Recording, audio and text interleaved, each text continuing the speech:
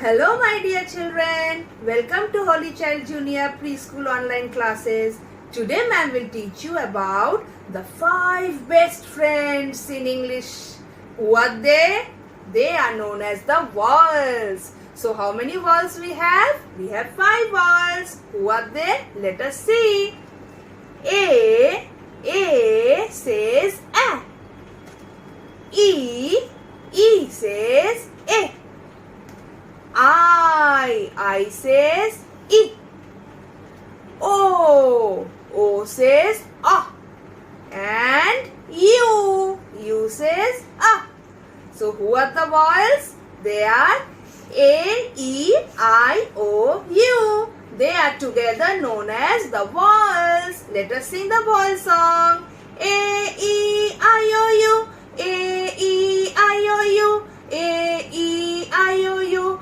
We are known as vowels.